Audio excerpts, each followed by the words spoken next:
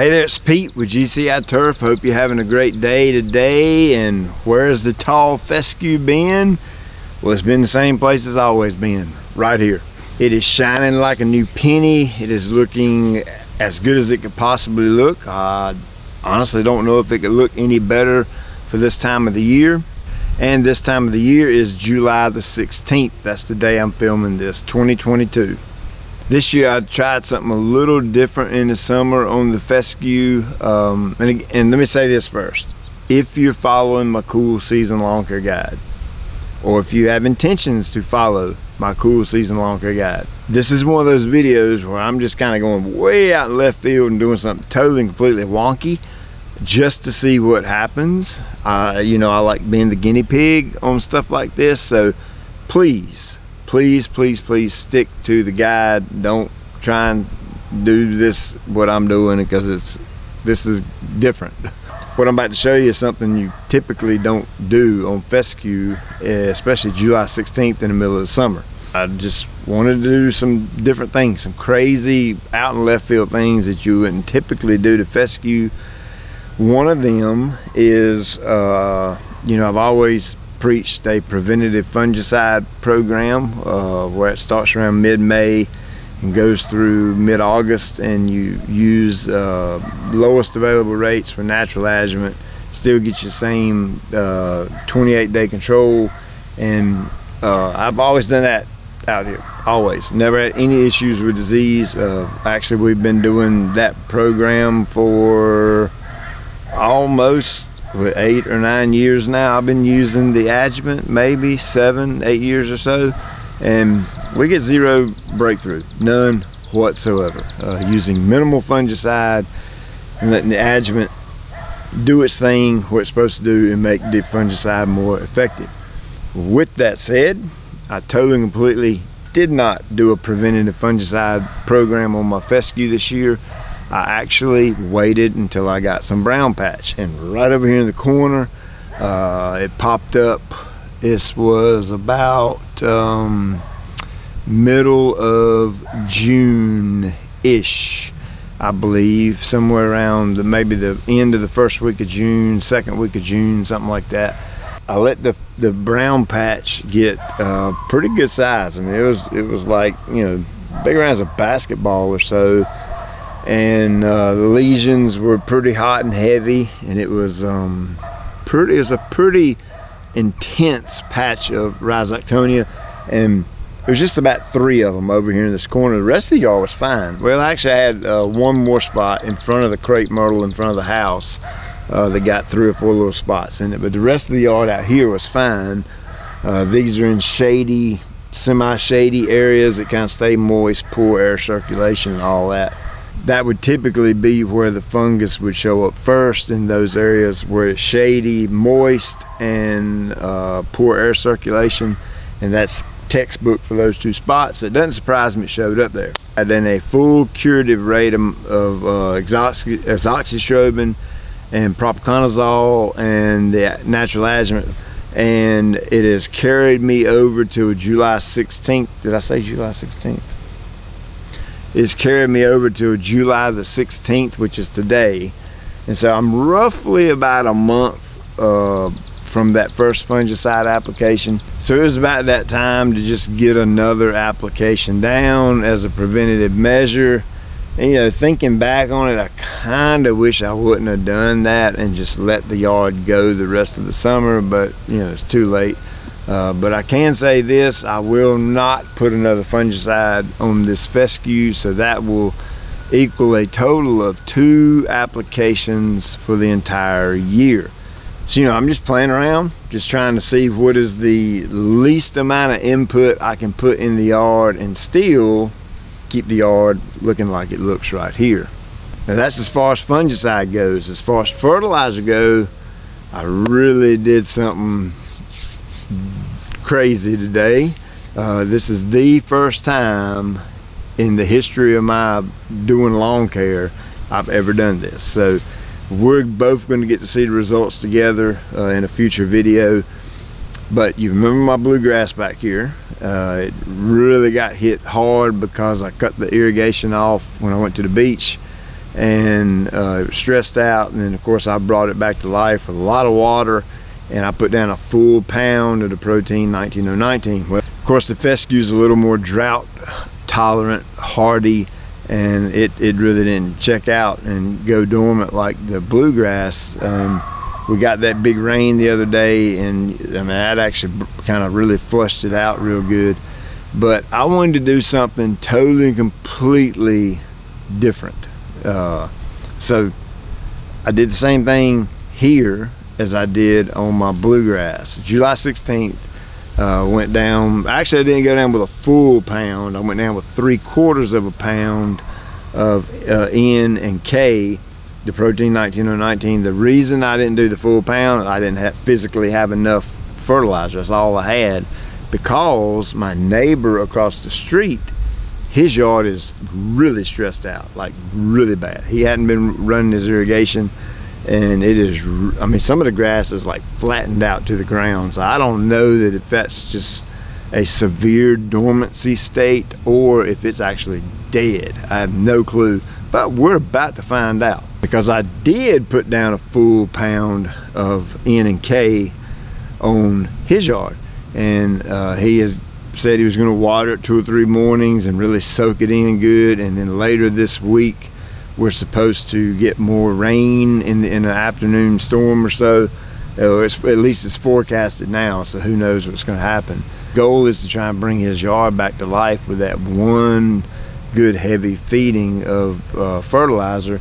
I went on and put a fungicide in his yard too, because he does have some beginning stages of brown patch. He hadn't had any up until all this rain we got, and then all of a sudden, poof, there it is, showed up. So it's not really bad over there, but it was enough to warrant where I went on and put a fungicide down on it. And I'm gonna try some more yards like that just to see what happens. Remember my father-in-law lives over here in my neighborhood that I redid his yard in the springtime?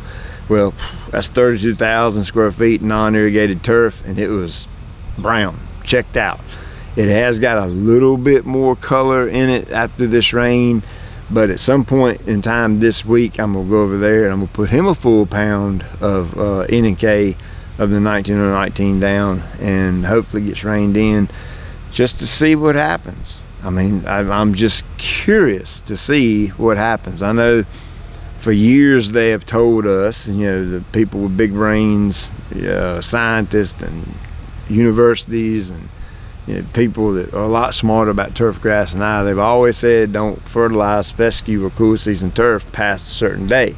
Well, I've always not followed that rule, you know, to a certain extent. I've always been a little bit shy going into the summer, and not really overdoing it. But at the same time, I'm not a guy who just cuts the nutrition off in the summer. The plant needs food to combat heat. It just does. I mean, it's no different me and you. If you don't eat, you don't perform as well. You know, I'm trying to create an Olympic swimmer right here, and if that Olympic swimmer don't eat right and provide his or her body the proper nutrition, he or she's not going to perform right. Well, I look at the turf the exact same way. If it's not fed, it's not going to do what I want it to do or look like I want it to look. So I put down a ½ pound in going into summer for years, but never have I went this late into summer and put down a full pound. Now here's how I think I'm getting away with this, because I kind of already know what's going to happen. Once the water hits this, it's going to turn crazy green, and yeah, I'm going to have to go back to mowing every 3rd day because it's going to start growing again. The protein is a super slow release fertilizer. I mean, it feeds like over the course of 90 days, and since it is releasing nutrition so slowly, and the plant is getting it in a very slow amount of time, I guess is the right way to word that, it's almost mimicking, in my opinion, it's almost mimicking like you're getting a continuous long spoon feed. Okay, you've heard me talk about spoon feeding over and over and over, where that's giving the plant small doses of nutrition more frequently, and I'm all for it. 100% all for spoon feeding. This doesn't mean, because I'm doing this, this doesn't mean I am totally completely flipping and saying spoon feeding sucks. I'm not doing that because I love spoon feeding the turf. I'm just curious. I'm a curious dude. I like to know what happens to the yard when you do certain things to the yard. And you know, I saw what the bluegrass did. I am still blown away by that, and how that bluegrass reacted to all that fertilizer. And of course the rain was the main thing, but the food being in the ground really helped pump it up big time. So I just, you know, had the crazy wonky idea to do my fescue the same way. And again, the reason I think I'm getting away with this is I'm not going down with some type of a urea super fast quick release fertilizer that's gonna, you know, explode the yard. So I think the protein is going to be plenty of safe for it. And of course, again, we'll go over it to my father-in-law's, and I'll get some footage of that before, and then when we do the follow-up, we'll go over there too and look at his. Hopefully we get some rains. He's not going to water 32,000 square feet. I mean, I can't blame him. I don't even ask him to water it, because that's just a tremendous yard to try to water with sprinklers. And he has no irrigation, and he's on the county water, no well and nothing like that. So I don't even go there with him, and he's content. That's one of the cool things about my father-in-law. He's content. He grew up raising hay, orchard grass, and he understands that when the rain cuts off, the grass shuts down. So you know, he gets all that. So this grass stuff isn't nothing new to him. Another thing I did a little different with the fescue, you know, I've always kind of preached this in the past, that I like to really slow down on the mowing part during the summer, just to give the turf a break, okay? And I let the fescue go 21 days. 21 days. I didn't touch the fescue, didn't mow it, didn't get on it with a mower or nothing, just stayed off of it. That was during the time period where I went to the beach. So it was like the week before I went to the beach, the week after I got back home from the beach. I just didn't mess with it.